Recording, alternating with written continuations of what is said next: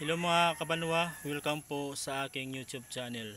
Ngayon po ay pinapakita ko sa inyo ang isang halamang gamot na tinatawag po dito sa amin na sunting. Malalapad po ang dahon niya. Tapos naman po may mga bulaklak siya na dilaw. Ayan, ayan ang bulaklak niya. Ito mga kabanwa ang dahon ng sunting. Ito po ay gamot para sa up-up, yung dito sa mukha, yung parang mapa na maputi. Diba? Minsan yung mga bata may mga acne dito sa mukha.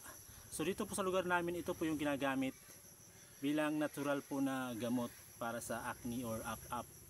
Ang gagawin nyo po dito ay didikdikin nyo po itong dahon. Ito, didikdikin nyo.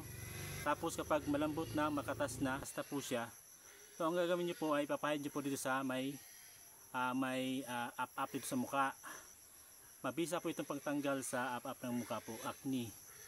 Yun lang po ang gagawin nyo para gamitin ang dahon na to. Ganun po ang paggamit ng dahon. Didikdikin nyo lang, tapos papahid dito. Ilang pieces nyo po ito gamitin hanggat sa mawala po yung acne or up-up dito sa mukha. So ito po ang halaman ito ay tinatawag na sunting. Ayan mga kabanwa, sana po ay may natutunan kayo sa halamang ito. Ito pala yung bulaklak niya mga kabanwa. Oh. Ayan, oh. Dilaw po ang bulaklak niya, dilaw. Dilaw po ang bulaklak, tapos ito po yung bunga niya. Oh. Yan o, ito. Ganyan. Ito po ang itsura ng bulaklak ng halamang sunting. Ayan. Yan o.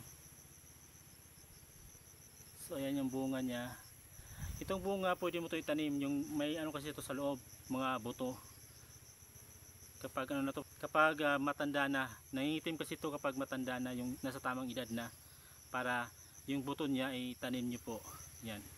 So ganyan po, ito po yung bulaklak po ng halamang sunting.